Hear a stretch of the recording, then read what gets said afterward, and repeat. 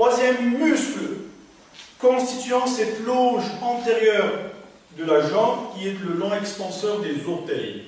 Le long extenseur des orteils est un muscle qui s'insère bien sûr au niveau de la jambe, bien précisément au niveau des 3/4 supérieurs de la face médiale de la fibula, la membrane interosseuse. Il se prolonge et il va avoir une terminaison tendineuse sur les phalanges des 4 derniers orteils. C'est un muscle qui est aussi aidé par un autre muscle qui est extenseur, qui est le court extenseur des orteils, qui est un muscle intrinsèque du pied, qui lui prend insertion au niveau de l'ouverture du sinus du tarse. Donc, c'est un muscle. Passons à l'action et aux composantes d'action de ce long extenseur des orteils. C'est un muscle qui fait partie des muscles releveurs, donc il a une composante de flexion dorsale.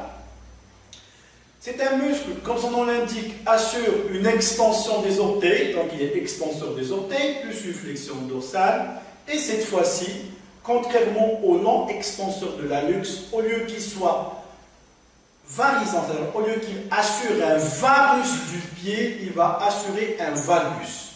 Donc, récapitulant, c'est un muscle fléchisseur dorsal, il assure un valgus du pied et une extension des orteils. On peut dire qu'il est éverseur. C'est un muscle éverseur du pied. Pourquoi on parle d'éversion? Parce qu'il combine deux mouvements qui sont de la flexion dorsale et le valgus. Donc la combinaison de la flexion dorsale et le valgus va être à l'origine d'un mouvement d'éversion. Et bien sûr, on ne va pas négliger l'autre action qui est l'action d'extension des orteils, des 4 derniers orteils bien sûr, parce que le gros orteil l'hallux a un extenseur propre. Donc, extenseur des orteils, comme son nom l'indique d'ailleurs, il s'appelle long extenseur des orteils.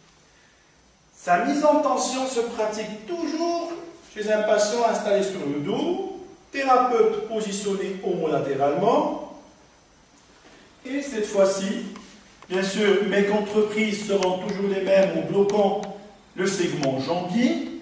Mes prises seront placées, bien sûr, au niveau de la partie ou la face dorsale des phalanges, des orteils, pour pouvoir les fléchir, puisque c'est un muscle extenseur des orteils, donc il va falloir fléchir pour mettre en tension ce dernier.